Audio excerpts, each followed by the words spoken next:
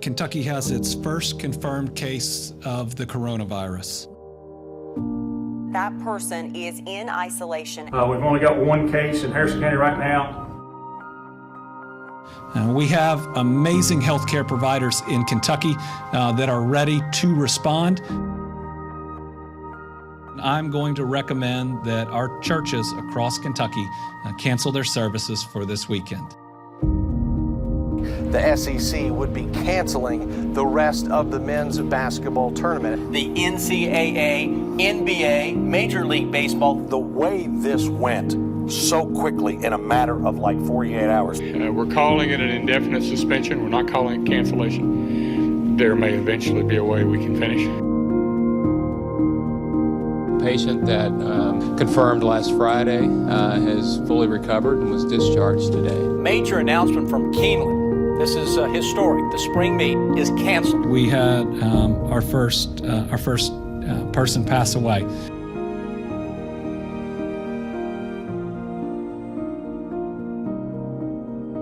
The students at the University of Kentucky will not go back to campus for classes. This is just the second time in 146 years that the Derby won't be run on the first Saturday in May. Anywhere that is an entertainment spot, a community and recreation center, gyms, theaters, and then also potentially hair salons and nail salons. The governor is asking for more aggressive steps being taken. He has said that all non-life sustaining businesses closed. That if you travel to a different state, you will be required to quarantine. Baptist Health is using plasma from a recovered coronavirus patient to treat 2 others diagnosed with COVID-19. And everybody should be able to express their opinion that believes we should reopen Kentucky immediately right now.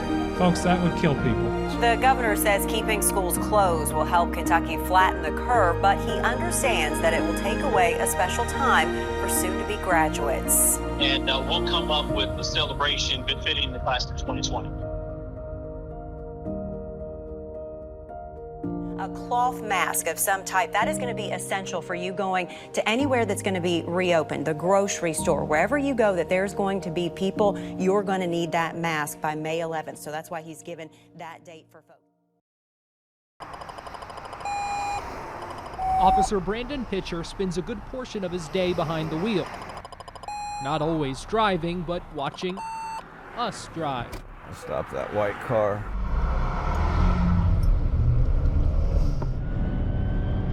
Good afternoon, I'm Officer Pitcher of Lexington Police Department. I stopped for going 67 and a 55. This is just one of many traffic stops in the 5 years Officer Pitcher's been with the city's traffic unit. He's dealt with excuses, even flat-out lies from folks trying to get out of a ticket. He's also dealt with worse. I've stopped them where they're stolen vehicles. I've just stopped them for regular speeding citation.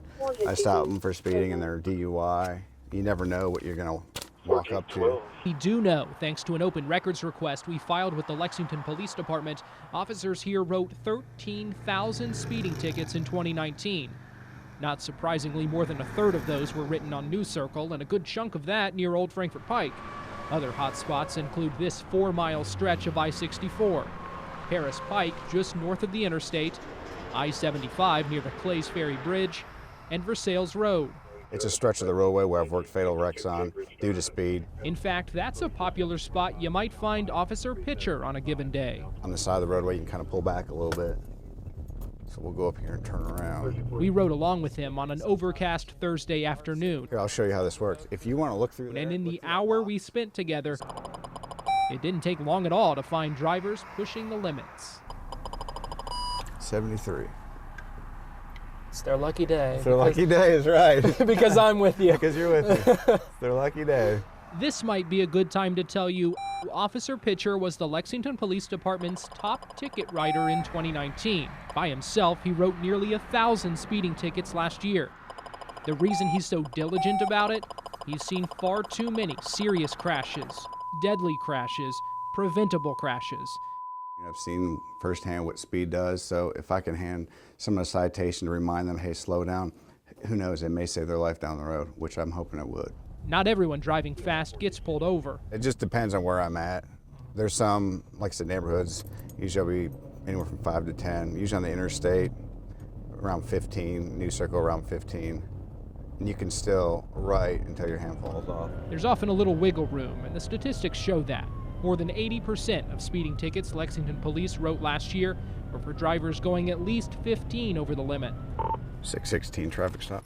Which brings us back here. Be inbound Versailles, just prior to Old Clubhouse. Just because Officer Pitcher has written the most doesn't mean he always does. She doesn't have any priors on her driving record. She's got a clean driving record. So at least this time, the driver gets by with just a warning. Either way, the goal... We get a lot of bad wrecks on this roadway, so we're just trying to slow people down. Other than that, you're good to go. You all be careful. Bye-bye.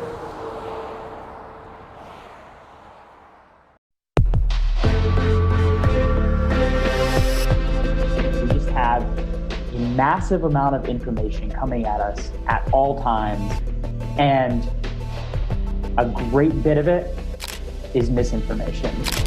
If you are sort of looking around and seeing chaos everywhere, that's deeply unsatisfying. We're certainly seeing more positive cases because more people are getting tested. We are still learning all of the ways that this virus impacts the body. There are businesses and governments and people you don't even know about just dumping junk into there, hoping that a little bit of it gets through.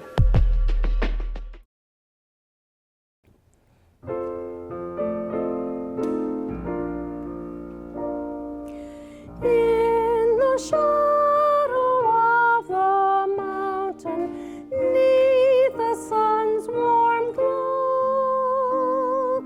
is the home of Harlan High School, finest place we know. It's been said to me in the past many times that Harlan County's greatest export was not coal and has never been timber. But our greatest export has been our people, and there are numerous examples of that, and Barbara is one of those. The story of Barbara Bailey's life and career is rooted in the mountains of eastern Kentucky. Part of the chorus right here goes, "May we cherish thy traditions and hold thy banner high. Ever guard thy name and glory, live to do or die." She was very talented, and she's talented on the news too. Gonna miss her. I told her she couldn't retire before me. She is. Long before she sat at the anchor desk here at WKYT, a young Barbara Bailey sat in Marilyn Schrader's classroom. I had her as a freshman. I can remember she was a second soprano, and she sat beside my accompanist assistant director right now, Clara Pope. Yes, she was my big sister in Musette's, the choir, the girls' choir here. In true little sister fashion, Clara watched her big sister's every move, whether she knew it or not. I do remember her seeing her holding hands with her boyfriend. Ooh. Oh yes, there was plenty of mischief, but it was approved mischief that I remember and knew about. It was approved mischief.